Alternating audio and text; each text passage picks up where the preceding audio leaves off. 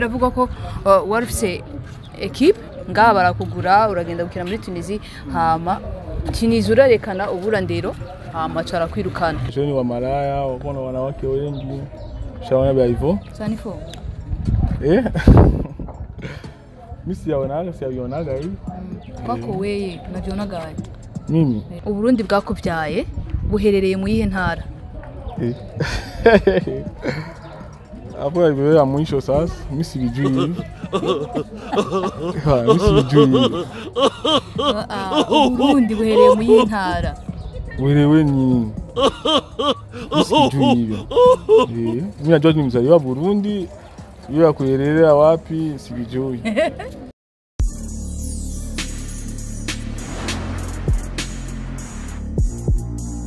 Hello bakunzi ba Bujahi TV mwaramutse canke mwire bivanye naho muherereye turazi ko mudukurikirana muri benshi mukurikira ibiganiro byacu byo kuri Bujahi TV muri benshi muri kano kanya rero nagiye kuraba umwe mu bajama ari umujama ngiye kuraba ndamuganirize numve muraza ko n'umukinyi agize industry Burundi ari mu yarakiniye equipe nationale y'u Burundi ariko tugira turabe neza mbega ari mu biki umunsi ko tutamubona byagenze gute.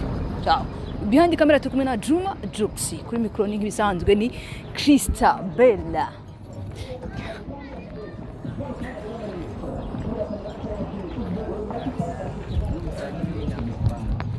Hey, what's up? Titi, mambo.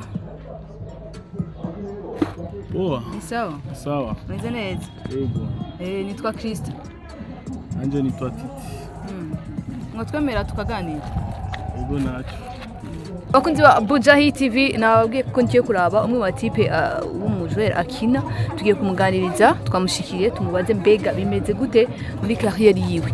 Titi turakwakira kuri micro za Bujahi TV. Ni sawa. Umeze neza? Yego. Urazi kirundi gati? Ndagerageza. Ku bantu batakumenyereye kuri kamera basha kwakonye ubwa mbere. Witwa gute amazina y'isoni babyeyi? Je nitwa Titi Mavugo. Mane kuri kurangarago. Si nitwa Titi Mavugo. Sasa nakwambia nitwa Titi Mavugo. Ni sawa mwa. Ndio sinasema. Titi Mavugo ni muntu ki? Yaani Titi Mavugo ni akijere hiyo. Najyo wiswe n'ababyeyi najyo ni. Cedric Mavugo. Titi najyo yavuye. Yeye Titi ni kama tugisi ya nyumbani tu. Wimvira ko ryo ryaravuye kuki iryo zina rya Titi? Mama wangu azinyita. Ni mama yangu ndio amenitaka Titi Mavugo. Sasa bro, jembo kurangara ko kweli. Oya. Ba nyine changamuka kugira tuganire. Swaumu. Kuna sawa. Kweli swaumu. Jikaze tu tuongane ni minota ingahe gusa cha duheze. Sawa. Titi ngoheruka uri muri ijya equipe ya ruguru imakamba ubunyi barizwaye muri Flambeau du Centre. Flambeau du Centre?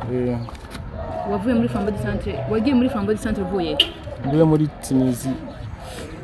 Aho rero nashaka kugaruka umuhungu dufite amakuru ko yagiye muri Tunisie yari yaronse equipe aje gukina muri Tunisie hama agezeyo baramwirukana kwera uburandero niko bivugwa. Mbega Titi urashaka kuduha umuco ingene byagenze ugiye muri Tunisie? Ni wongo. Du umuco Titi kuko biravugwa ko warufise equipe ngaha barakugura uragenda gukina muri Tunisie hama Tunisie urarekana uburandero hama cara kwirukana kuko amakuru adushikira nuko atana amezi abiri wahamaze byagenze gute? Bakubwiye uburandero bwaye. Uburandero bwaye. Uko sadabu waje bakubwiye gute? Ko mfite washitse hajya anye utangura kuzana bya bintu byo mu site hama amantu wagenda gukora imyitozo neza nimba baragushize ngo kuri bench hama ushobora utobivamo ucuragenda. Sio hivi. Birendeka gahe sasa? Isi mirendaga Tunisie. Isi watu wanajuaga, isi watu wanaongeaga si uongo. Nishasikia nenda Tunisie. Nishasinyia huku. Nishasinyia huku. Ila hiyo ya kusinyia kulikuwa shabikataga. Nilikuwa shabikataga. Akanipropose vizuri nikaenda sinye nikasinye huko. Lakini nilikuwa shaka Usinye Qatar. huko mu equipe gani? Stade de Tunis. Wasinye ngaha mbere yo kugenda. Aina aviance. Nikaenda nikasema acha nisinye basi, acha nipatia confiance president, nikasinye. Nikaenda kule tushasikiza franga, nikasema mimi nikifika nitasinye contrat huko Akia huko nishaisinye, pana waki nyingine karatasi ndafa nasinye huko. Kule Tunisia. Sasa nikaenda nikafika, president tukaonana, nikasinye. Nikafanya mazoezi kama kawaida, macha nikacheza kila kitu, nikafunga vyote, wakanipenda, tukatoka pale Tunisia, tukaenda Djiba, tukashika mjini, nikaenda Djiba, nikakutana kwenye ekipe iko, juu nifika mkapitali, nikaenda tuseme kutoka hapa na Djiba, nikashika mjini, nikaenda, nikafanya mazoezi, machi, vyote, tukacheza, tukatoka Djiba, tukarudia Tunisia. Shaskia. Hiyo yote nishaifanya kwa sababu nishampatia confiance na yeye nipatia confiance. President. Nikaenda kule tukarudia Tunisia, nikakaa. Tunisia nikaendelea mazoezi. Hapo championnat itaanza sasa, nikasema hivi. Hizi championnat itaanza kwa kisi mimi nawajua Waarabu. Kabidi Waarabu nawajua. Nawajua ni wakorofu sana. Kabidi nimwambie president Sahela inafikia wapi? Ila yangu ya signature. Ngoja vitu unajua Waarabu. Sasa nikasema mna Titi none naguciriyemo wavuye ngaha anye usinye contract yenga usinye contract kuja muri Tunisia atamara baguhaye. Atamara baguhaye. Wasinye contract ngaha siku tubariye ko asinye contract ngaha. Wasinye atamara baguhaye. Sinyo nikifika wataipa lare. Shasikia nikasema niache mpatie confiance president. Nilikuwa naongea na president, Nikafika kule jinsi nimekuelezea, nikafika nikarudia Tunisia tu championnat hata ianze. Kaambia na mimi nahitajika zile hela. Aseme ngoja insemene. Nikangoyaga hivyo, nikasema hamna shida. Acha nicheze salary, nicheze nijitume. Itafika huko mbele, Mungu ndo anajua. Shasikia mimi sasa nikasikia kisilani, nikasema mimi nimeacha familia yangu nyumbani kwa tafuta hela zangu zote nizihewe. Nihewe $10,000, unajua ni ngapi? Iyo contract wasinye kuri wari wasinye kuri $10,000 ucugenda muri Tunisia atanu baguhaye. Wewe nitumia franga. Bakurungikiye itike ngo numbwiye ko wasinye atamara baguhaye. Si contrat hiyo, awele. Contract ya $10. $10 wa $10,000. $10,000 atanu baguhaye. Nashikia kule parako nyingine contrat niko na ngoya kule nile sinye ndio nipate lare. Sasa. Murakina amezi abiri arahera udahembwa. Niko napokea. Muga ajya wasinye tora yaronga. Hama. Shasikia. Nikamwambia hiyo haiwezekani. Niacha familia yangu nyumbani nini. Inabidi nipate hizo hela. Shasikia. Waarabu Waarabu wanavurugu sana. Shasikia wanavurugu sana. Nikamwambia mimi bora tuvunje mkataba, mimi nirudie nyumbani. Sasa nilikuwa nateseka huku. Na hiyo hela ndio nilikuwa nategemea. Shasikia. Sio nikaa huku mtu asikie niko Tunisia, wanadhani niko na vitu ya hatari na kumbe kwa chezea Sale na yeye ikifika ni yangu mimi mwenyewe najifanyia majukumu, vitu nini. Hivyo ndio nikasema tuvunje contrat. Kavunja contrat wakanipatia salary zangu zote. Kaambia na hiyo ila naibachia hiyo ya senti. Kanipatia wakanisabiria mshahara yangu yote. None gatiti ibyo bintu ugerageje kubyuma ingene byagenje umengo nta organisation yari ibirimo kwitwe wemeye kugenda bataguhaye basi ninusu ukagenda utakiri $10,000 ni menshi. Ni menshi kuko utatumye basi baguhe makeya ukagenda uko nyene. Niko naongea na president simu. Sinamwaminia.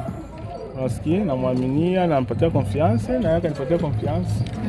Unasema mimi nikifika, yeye alisema ukifika tu unapata franga. Na nikampatia confiance hivyo.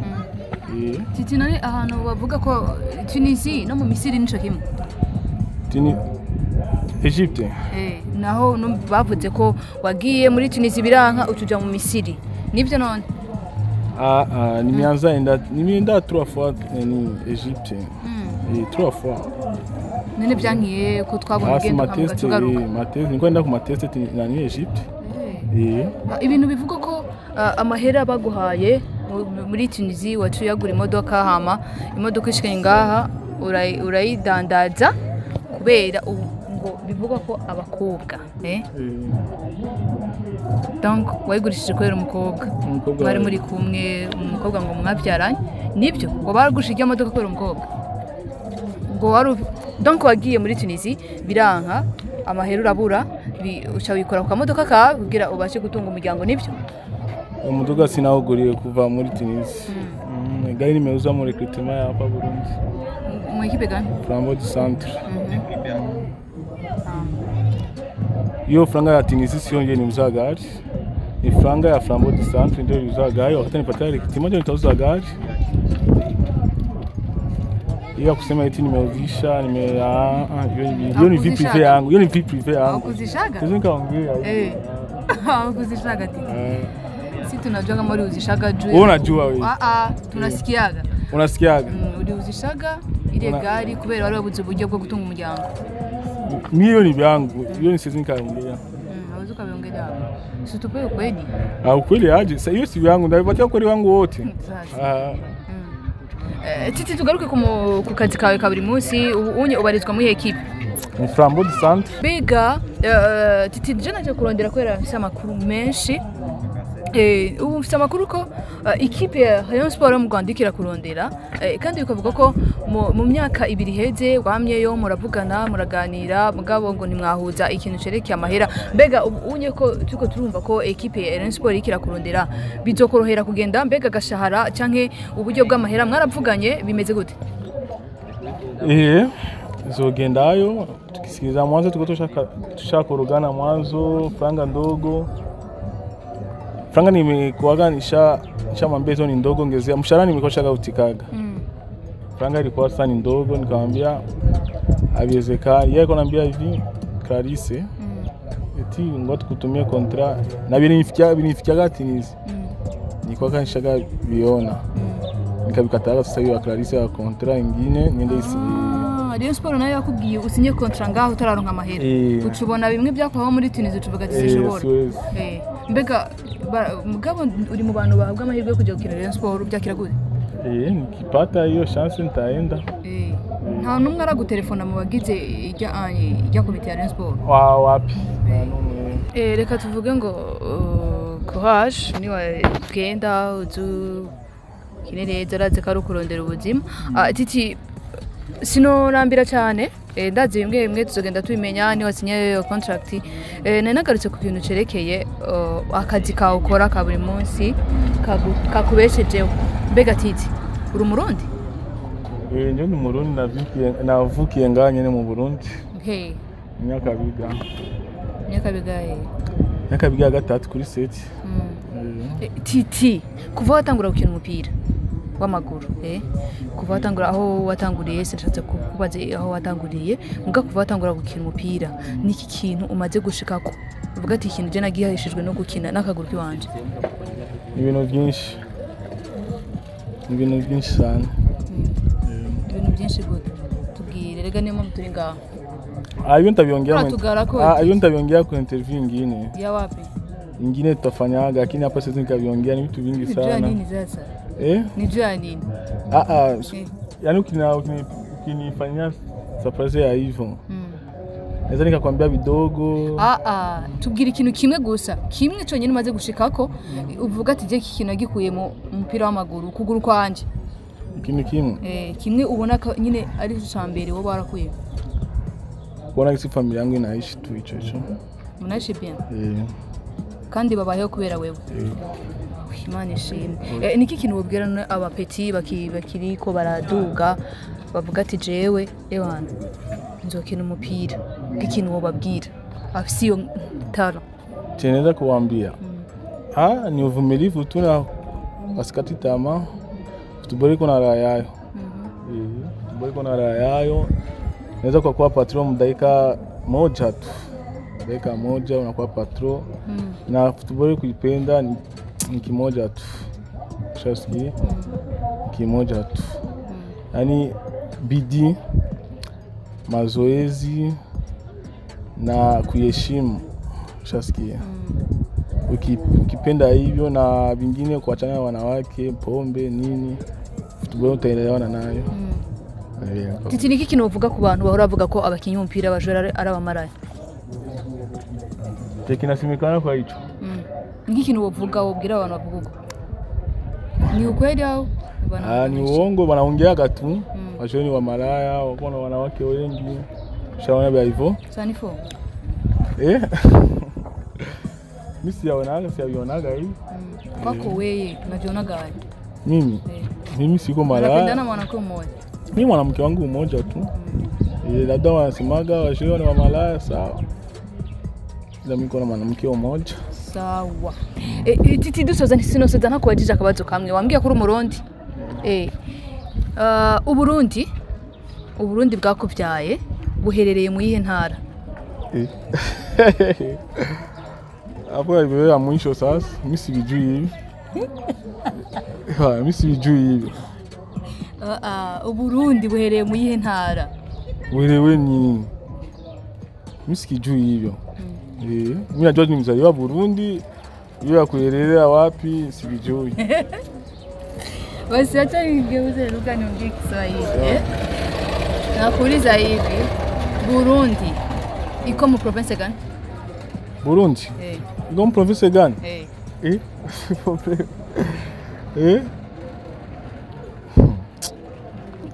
Ndio kuchanganya wewe wadai. Nakuchanganya hai. Burundi yana kulisi suko Burundi nakuuliza Burundi iko mu province gani? Mimi nilikwambia siko Burundi, nilikwambia ni mzaliwa Burundi. Wote ambao niko Burundi aje. Usiniambia kama uko Burundi zaiko Nyakabiga. Ukizaliwa Burundi siko Burundi. Burundi sasa iko mu province gani? Hiyo si vijui hivyo. Mimi najua niko Burundi, ndio nizaliwa Burundi. Bakunzi ba Buja TV umuhungu rero byatangwe nawe mugambo rumengo dushoje neze none umuntu mu Burundi atazi aho Burundi werereye vraiment wumva utateye isoni? Tuko wengi. Uko na miaka mingapi Burundi? Tuko wengi, miaka yote niko hapa. Ngapi? Miaka ngapi? Miaka yote niko nayo, nilizaliwa hapa. Ngapi sasa? Miaka niko na 20 ans. 20 ans. Au yui Burundi comme province gani? Sijui. Sawa. Bakunzi ba Buja TV mwakoze cyane mwamubonye rero ibyo nako ndamuronderera yaduhaye umuco nuko atabitubwiye neza ngo ni swaum ngira tuzomurondera inyuma y'Ramazani tuganire sije gatiti. Yego kabisa ndagambya byote. Sawa tuzokurondera kandi ameze neza dashonje. Yego hama mwakoze gukurikirana byacu behind camera twa kumwe na Juma Jux nkuko bisanzwe kuri micro mwaye kumwe na Kiki Lamania Krista.